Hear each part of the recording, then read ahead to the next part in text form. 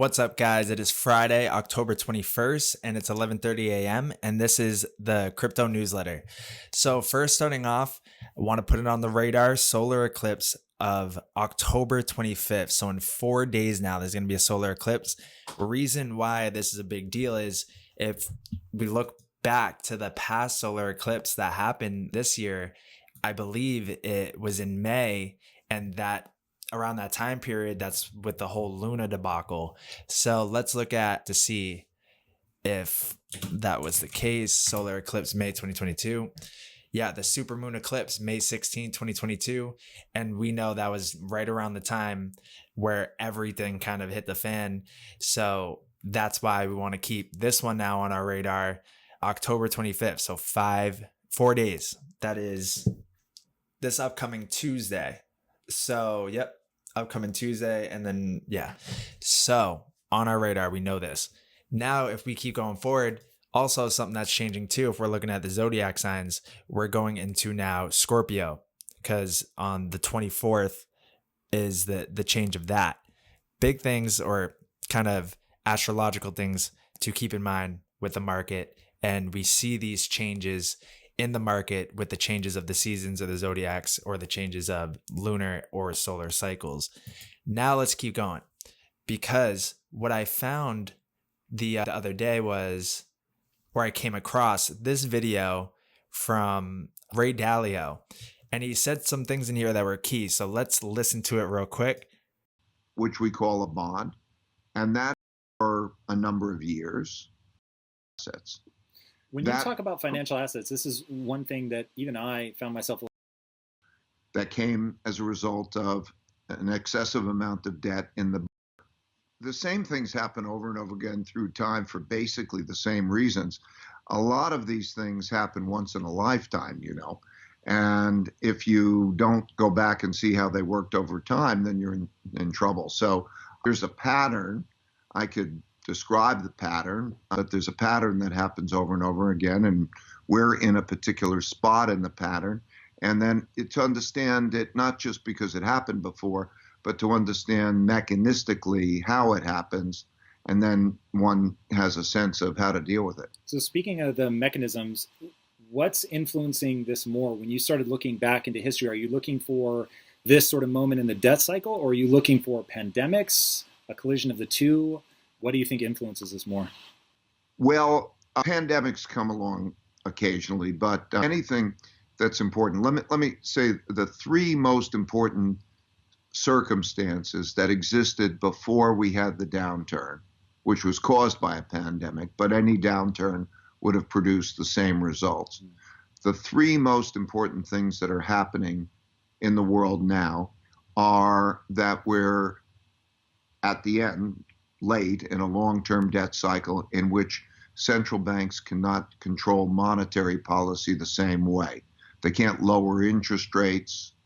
They can't get money to a lot of people who need the money in the traditional way. So just like in 1929 to 1932, there was a debt crisis that came as a result of an excessive amount of debt in the boom years.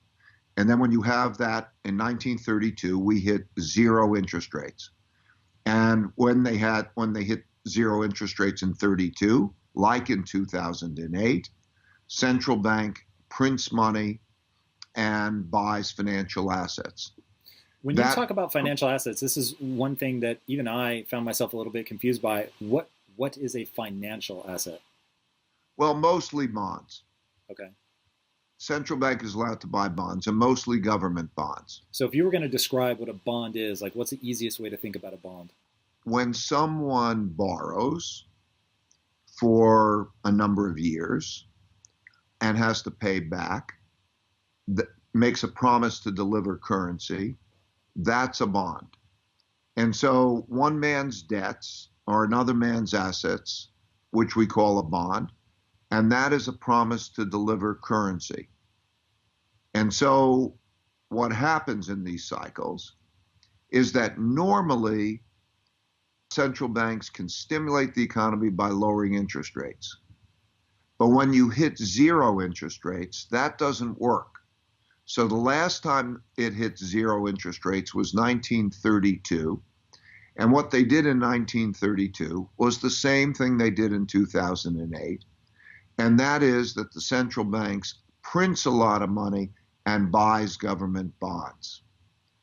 And so we're doing that now. And just to be clear, the reason that they're doing that is so somebody has bought a government bond. The government is basically saying, hey, you, dear person, lend me the money. I'm going to build something, roads, whatever, but I'm going to pay you back in a year, 2 years, 10 years, whatever, plus interest, I would assume. That makes it worthwhile.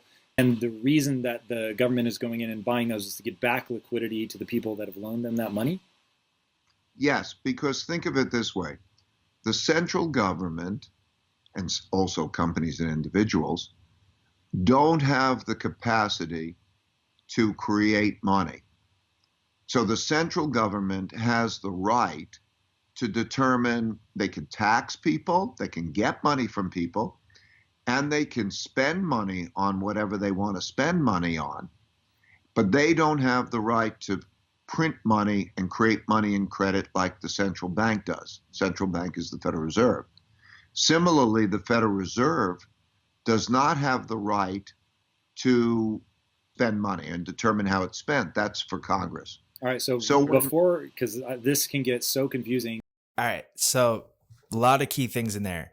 Basically, at the beginning, he's saying that a lot, like these cycles, macro cycles, micro cycles play out over time, and it's just the same thing repeating over and over again. It might not play out exactly the same, but it sure does rhyme.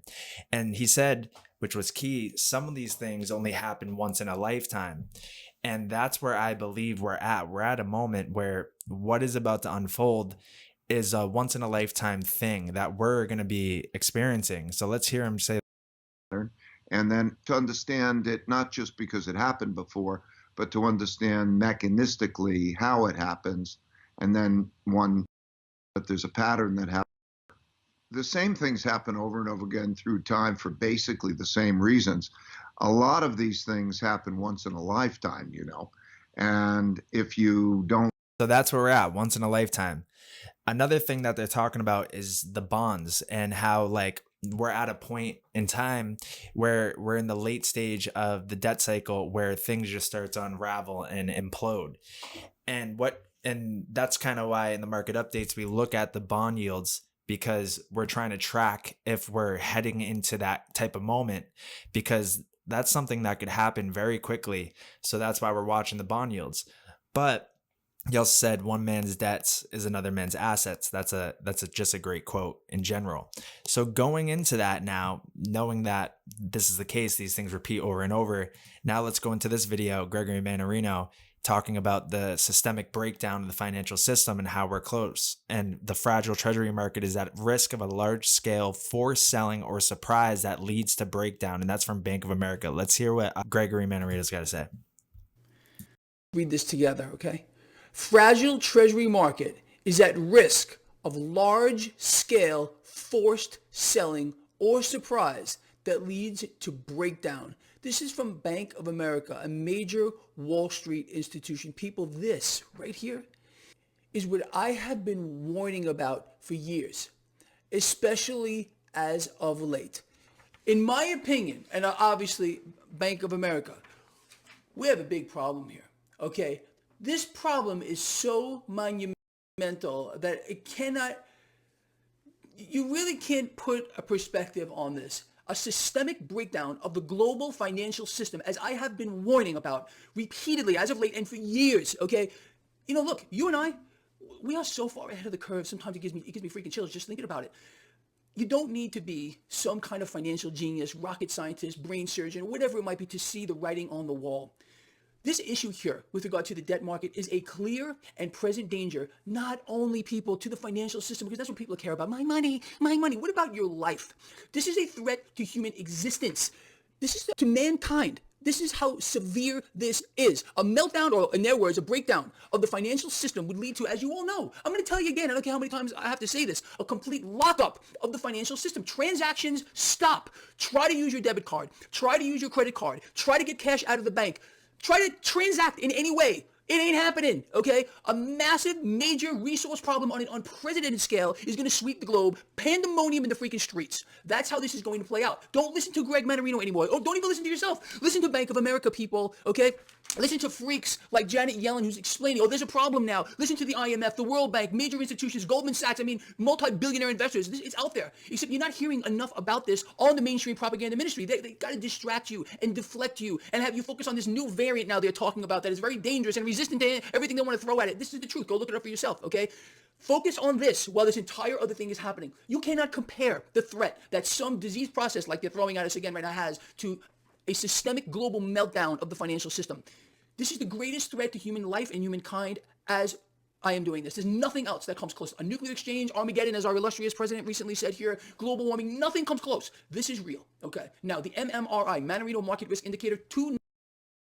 All right. So there we go. Like, this is really one of those moments in time where it happens once in a lifetime. This is the grand finale that we're all expecting. And the way that this unfolds is not a good thing, but what results at the end of it for, what we've been kind of tracking here with crypto XRP being that liquidity mechanism to flood back into the system to save the system from a full out implosion. That's how we get there. This is how we get there. And then we remember learning about the ICE 9 scenario with BlackRock, etc. So now we can go into global bonds, because it says 6 days ago, the crisis isn't over. Glitz lead a global bond slump. And that's right here. So the Bank of England tried an emergency QE program. The government tried undoing its corporate tax cut. Yet here we are with Glitz fast approaching the levels where the Bank of England intervened and trusted a U-turn. UK 30s are now up 22 basis points on the day and 52 basis points from the low. This is a monumental test for UK markets and it's spilling over globally. So the UK got a new prime minister and Truss, and she had resigned and backed out of the job 44 days in. Now, and that's right there, Prime Minister Truss resigns. What is the GP, the British pound, telling us that and more in the foreign exchange technical report. But now we can keep going because this is from Saturn Capital, the case for global bonds. This is what I found, but we're going to save that for the end because I didn't dive into that yet. But what we have here is now, so all eyes are on London, all eyes are on the UK, because this kind of bond dilemma over there that's happening could spell disaster and a global spillover like those videos I just told you we're talking about. So this is from yesterday. Who will Britain's next prime minister be? Britain's Conservative Party is holding its second leadership election this year. The winner will also become the country's next prime minister. Liz Truss, who won the previous contest, lasted 45 days in office before announcing her resignation. Her premiership was marked by a series of chaotic political missteps, starting with the disastrous mini budget on September 23rd that promised unfunded tax cuts, etc. So now it's looking like this guy, Rishi Sunak, is the first in line. So the former chancellor of the Ekekar was runner-up to Ms. Truss during the previous leadership contest in September. His withering assessment of Ms. Truss's fiscal plan during their campaign debates has proved prescient. Although Mr. Sunak won more support than Ms. Truss among MPs, he remains a divisive figure in Parliament, and his fiscal response to COVID is also the cause of much of the opposition he faces today, etc. So it's looking like this guy is going to be the next in line to try to save the day here. So let's look into him a little bit. So this is the same guy that had said earlier this year, Rishi Sunak wants Britain to be a global hub for crypto. So he's very crypto friendly. He said here he's a crypto advocate. And now it's looking like he's going to be the front runner to take now the job as Prime Minister of the UK.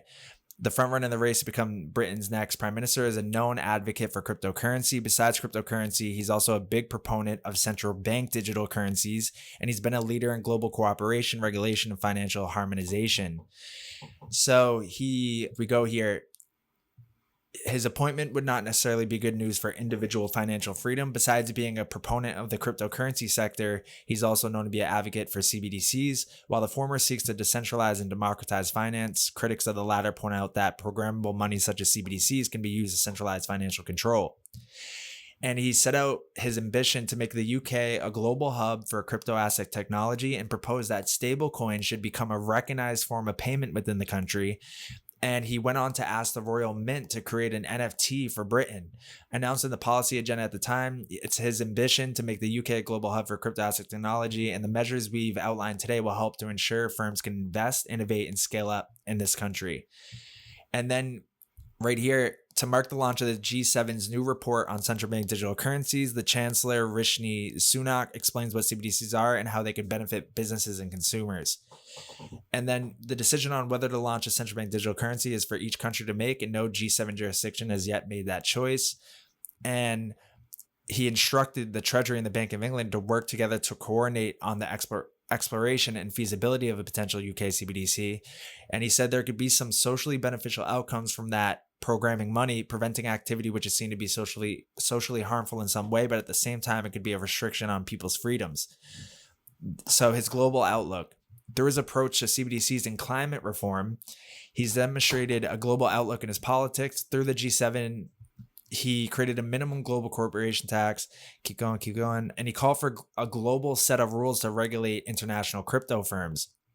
So it's looking like he's going to step in line and he's going to be a crypto advocate here. So maybe he's going to come in and his solution will be to launch the central bank digital currency, just unlock the potential of DLT, crypto assets, on-demand liquidity, to kind of fix this problem that's going on in the bond market over there. And then I came across this. So the case for global bonds, constructing sustainable and risk-adjusted portfolios in a global context. So let's see what they got. By 2030, it's anticipated that global GDP, 70% of that is not going to be sourced from developed world, but rather what are considered developing and underdeveloped economies. Providing investors that opportunity to think about global and emerging market investing, you're expanding your universe substantially. As part of a global bond strategy, we do view the integration of ESG as integral and very necessary. It really helps us distinguish the good opportunities for a sustainable investor to be on the very cutting edge of finance. So that ESG narrative is so intact. Definitely been seeing a lot more of the ESG, and it seems like that's going to be the way to usher in this green transition, they're calling it. So this was from June 2021, constructing sustainable and risk-adjusted portfolios in a global context. And if we keep going down here, globally reverberating shocks this past year demonstrate the wisdom of Greek philosopher Heraclitus, who said that the only constant in life is change. So these words offer perspective at a time when volatility and changes have affected almost everyone on the planet. Global financial markets are no exception, as their shifting dynamics are influenced by demographic and economic trends, a changing climate, and the disruption caused by C-19 pandemic. For investors, navigating these transformations and ascertaining the associated opportunities and risks can be challenging. Digging into the data, we find that investing in sustainable bonds globally and across currencies can offer an advantageous risk-adjusted return portfolio. So it's talking about when combined with environmental, social, and governance integration, a global bond strategy can be on the cutting edge of sustainable finance by investing in companies and sovereign nations that embrace increasingly better policies and provide unique opportunities for positive impact. With the whole world to choose from, the discussion of global debt cannot be separated from the discussion of sustainability. Climate-related risks, water, and carbon emissions are all factors to consider. We look at where the markets are going, which asset classes, including bonds, equities, and currencies, show the best risk-adjusted returns, and then use ESG integration to find the best names within those markets. The strategy also affords investors the opportunity to put money to work where sustainable policies and debt can be particularly impactful. So let's see what we can find.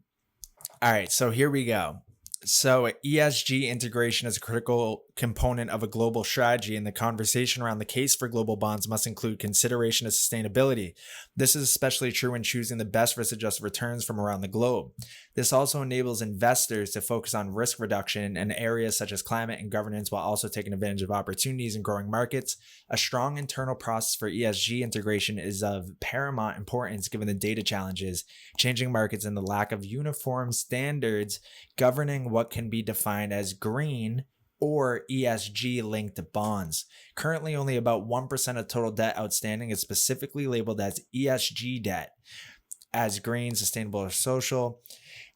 So figure 7 details the ESG and currency breakdowns of the current bond market. Even within the small ESG bond market, US dollar denominated bonds account for only 27.5% of total debt outstanding. If an investor is seeking bonds with sustainable use of proceeds, a global strategy would have access to a much larger pool of debt securities. It says Europe and the US account for most issuance, but we expect that green, social, and sustainable bonds will track the overall global bond market, with emerging market economies issuing more debt with specific use of proceeds. So this kind of goes into this document that I made, and it's called the Summary of Events. And if you want access to this document, I haven't released it yet, but if you go to stargate-ventures.com, and I'll put the link in the description of this video. If you come here and you go to the top right and you do subscribe, it'll bring you to the bottom. And if you subscribe to our free newsletter for daily tips and updates, put your name, email, I will send you this summary of events in order for 2022, 2023. I wrote this back in August, but some of these things in here nobody's talking about. Just like what I'm about to show you right now from this that connects to this is Hong Kong Project Genesis with United Nations Framework on Climate Change and Phase 2 pilot carbon credits mitigation outcome interest on a blockchain network attached to a bond. In this technology proof of concept to be completed by COP27 in November 2022, we will have 2 leading consortium developing solutions that are expected to digitally track real-time mitigation outcome data linked to a bond lifecycle. So now we're going to dive into this.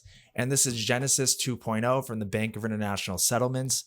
And it's prototyping use of smart contracts for carbon credits attached to green bonds. Use of innovative technology for green finance and related themes is one of the major focus areas of the BIS Innovations Hub Hong Kong Center, following on from the successful proof of concept in 2021 on tokenization of retail green bonds as part of Project Genesis. Using both a public blockchain and a permission blockchain, the Hong Kong Center has initiated a project in partnership with the Hong Kong Monetary Authority, the UN Climate Change Global Innovation Hub, and other public and private parties to explore the use of blockchain smart contracts and other related technologies to develop a prototype for tracking, delivery, and transfer of a digitized mitigation outcome interest, and to meet the conditions required for the climate bond to be a financial instrument that serves the 1.5 Celsius climate goal. A new structure for a green bond appended with MOI is proposed. The MOI is an instrument of carbon unit indebtedness of the bond issuer to the holders of the MOI, which is the mitigation outcome interest. Future repayment of the mitigation outcome interest is made using mitigation outcome units that are at least partly generated by activities financed by the proceeds of the bond. Conceptually, the advantage of pledging carbon credit units as part of the green bond coupon results in bond issuers potentially obtaining cheaper funding for green investments, while in tandem reducing the risk of greenwashing. In this technology proof of concept to be completed by COP27 in November 2022, we will have 2 leading consortiums developing solutions that are expected to digitally track real-time mitigation outcome data linked to a bond lifecycle and thereby provide transparency and reduce the risk of greenwashing. And how do you provide transparency? Through DLT, blockchain. The first consortium is composed of Goldman Sachs, Alinfra, and Digital Asset, and the second consortium is composed of Interopera, Krunta Bank, Samwu Corporation, and Sungshin Cement. The proof of concepts will seek to achieve smart contract-based delivery mitigation outcome units and enable automated transfer and trading of the same, thereby linking up with nationally determined contributions and the concept of internationally transferred mitigation outcome interest. By doing so, it will serve to enhance the efficiency and effectiveness of climate and carbon finance. In sum, if successfully implemented, this new financial product would transform the current carbon finance, which is an ex post reward in the current carbon market, into an ex ante enabler in the form of an additional benefit for the green bond issuer in an integrated green bond and carbon market.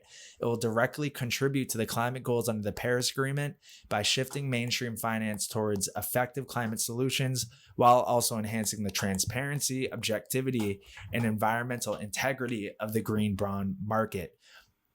And this is the 2.0. Project Genesis 1.0 was a prototype digital platforms for green bond tokenization. And you can see all that right here. So in many countries, issuing and investing in bonds can be cumbersome and complex, involving many steps and parties and typically requiring a considerable financial commitment from the investor. For those investing in environmentally friendly projects, there's uncertainty about whether the bond issuer is delivering the positive green impact it committed to at issuance. Although there are typically no liquid and transparent secondary markets for retail investors, the BIS Innovation Hub and the Hong Kong Monetary Authority successfully developed 2 prototype digital platforms that bring to life the vision that an investor can download an app, invest any amount into safe government bonds, which will develop a green project. Over the bond's lifetime, the investor can not only see accrued interest, but also track in real time how much clean energy is being generated and the consequent reduction in CO2 emissions linked to the investment. Further, the investor can sell the bonds in a transparent market. So in conjunction with private sector consortiums, the first prototype simulates the life cycle of a typical bond on a permission distributed ledger platform, including origination, subscription, settlement, and secondary trading. The prototype was able to considerably streamline these processes. So this was released November 4th, 2021, digitizing green bond issuance by Digital Asset and GFT. And then there was a second prototype tested. So we're going to watch both these and then we'll finish this off and make the connection together. So let's hear it.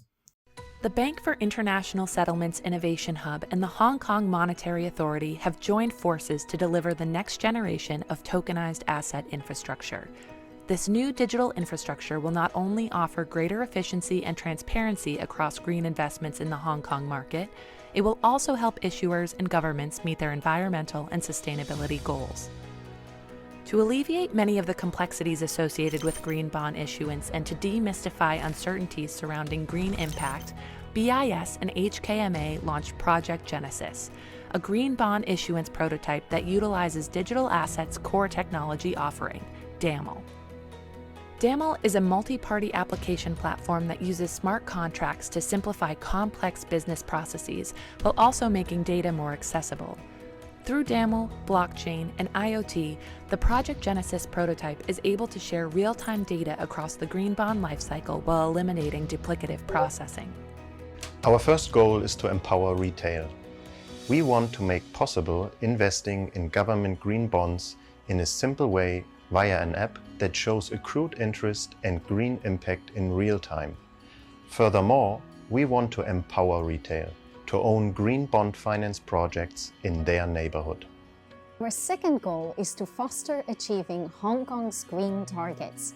The Hong Kong SAR government has set ambitious carbon emission reduction goals. Tapping retail to realize aspiring green projects helps us under the Paris Agreement. Our third goal is to explore and foster a new financial ecosystem. Distributed ledger technology is becoming an important building block of future financial systems. Project Genesis helps familiarize market participants with this new technology architecture. In addition to All-Infra's IoT platform, Project Genesis will leverage Octopus.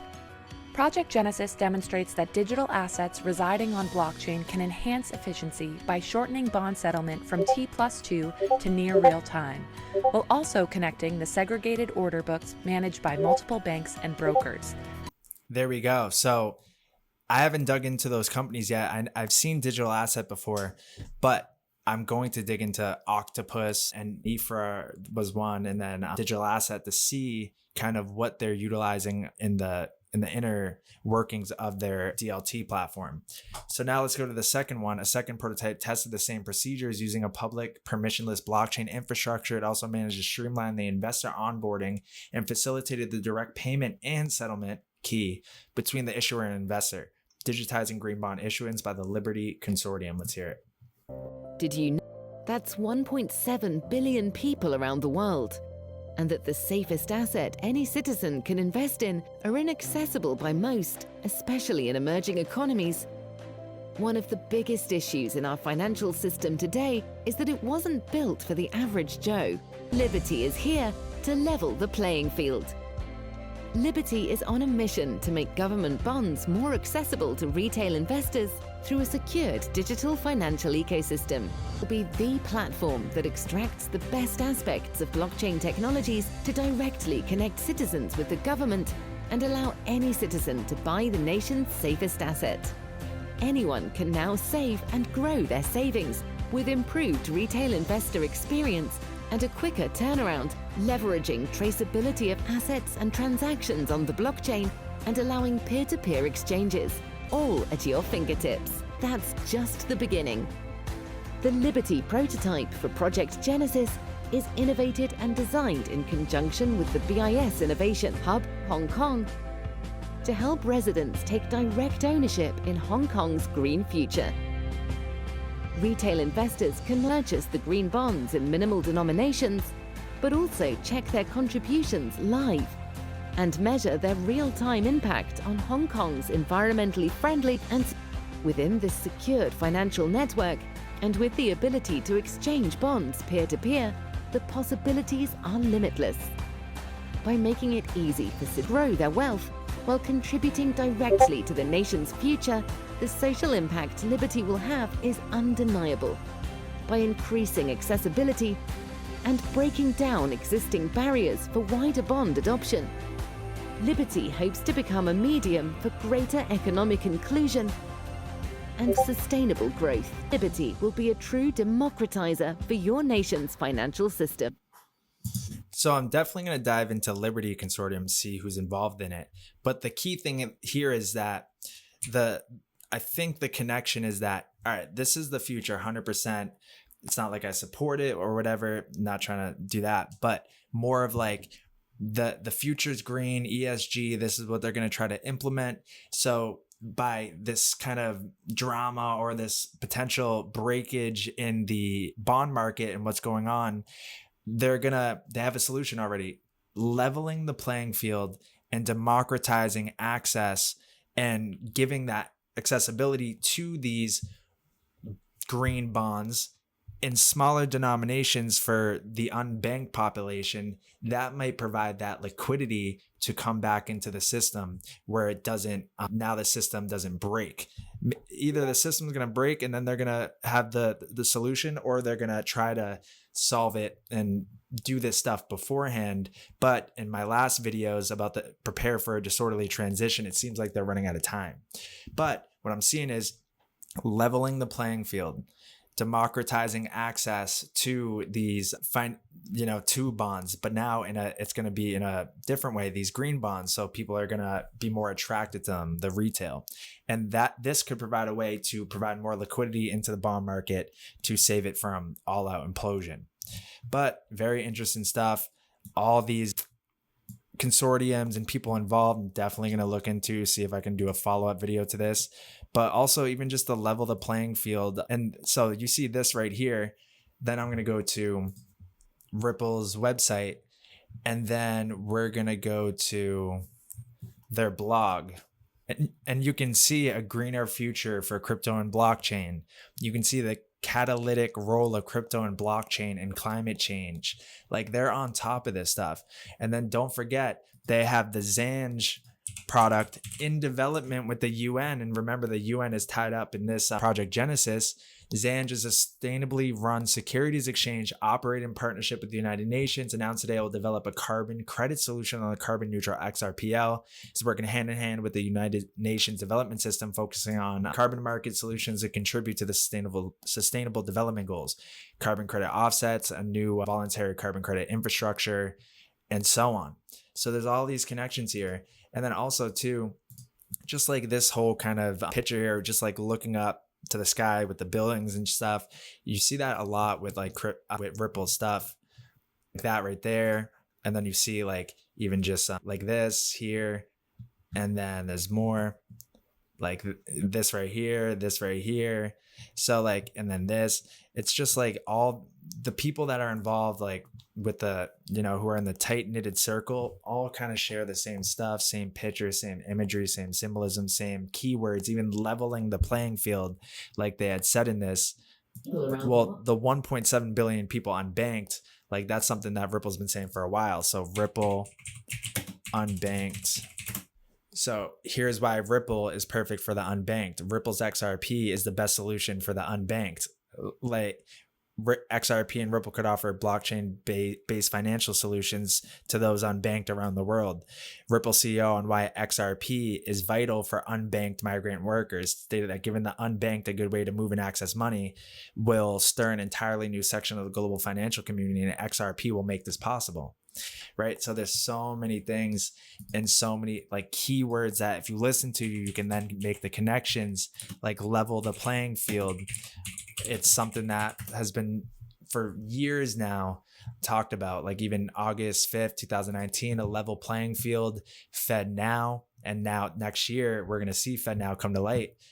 This has been taken down. And this was from somebody, but on August 5th, 2019, the Federal Reserve committed to creating Fed Now, a real-time payment system to be implemented by 2024. You can see that Ripple XRP fighting lack of level playing field, regulatory uncertainty, one hand tied behind the back. So let me go. Ripple's Brad Garlinghouse, we're asking for a level playing field. It seems like all these keep getting taken down. Ripple's Brad, we're asking for, right there. So Ripple's Brad Garlinghouse, we're asking for a level playing field. He is calling for a single national regulatory framework. So all these same keywords, they're being mentioned. Now diving back into the UK and the bond market there, you can see that on Twitter. I think I shared this before with Judy Shelton, who was a Federal Reserve nominee pick under the Trump administration. I'm going to go to her thing now because she's been kind of ringing the alarm on it. And in the past, she has mentioned going back to a gold standard in a cryptocurrency type of way. And she actually has liked some XRP community members like tweets, because you can go to her account and you can look at likes. And she has likes stuff with XRP in it. So like, it seems like she knows the deal. And she was the Monetary Economist Authority, author of Money Meltdown and the Coming Soviet Crash, senior fellow at the Independent Institute. So she's tied up. You can euro, dollar, the world, all working together. And then, so she's been sharing a lot of stuff. These are her likes. So let me go back to her tweets. And she said important lessons to be learned from the trust debacle. So she's mentioning a lot about the UK, what's going on over there. Vital for success, strong leadership, perseverance, and commitment to a well-conceived pro-growth plan. Otherwise, you get eaten alive. Must show people a better future, more opportunity, and prosperity. And she was talking about this article she wrote. It is time to question whether central banks have become too powerful, too prominent, and too political, writes Judy Shelton, the not so invisible hand central banks. And let's see what she's saying in here, and then we can wrap it up. So this is written by her, and she says that British Prime Minister Liz Truss, together with her finance minister, last month announced plans to spur investment and economic expansion by cutting tax for individuals and businesses. Days later, they were verbally lashed by Mark Carney, a former governor of the Bank of England, for working at some cross purposes with the nation's central bank. Mr. Carney, who is now United Nations Special Envoy on Climate Action and Finance, lamented that the new UK government was trying to stimulate short-term growth, just as the Bank of England was trying to restrain it to control inflation. While the approach championed by Ms. Truss and aims to expand economic output by providing incentives to increase supply, the Bank of England is committed to fighting inflation by reducing demand, which requires raising interest rates to choke off growth. When the budgetary plans were poorly received by market investors, the central bank had to buy long-term government bonds to rescue the pound and foreign exchange markets, causing interest rates to fall. And then we saw the hair trigger reaction of financial markets to the latest utterances of monetary authorities is unsettling. Government bond yields and currency values are vulnerable to the interplay of derivative financial instruments structured on underlying assets that worldwide total about $600 trillion, according to the Bank for International Settlements. Contracts based on interest rates or foreign exchange instruments account for 96% of that total. That's a huge number. It is time to question whether central banks have become too powerful, too prominent, too political. In the name of preserving central bank independence, lawmakers have ceded huge swaths of their own responsibility for ensuring the welfare of citizens through sound economic principles. By doing so, elected representatives have granted influence to unelected officials that is inconsistent with democratic norms and limited powers. It will require a Copernican revolution to shift the field of monetary theory from an understanding of economic performance that doesn't put central banks at its core, but it's a change that must be made if we are to prevent further demoralization of free markets and free people.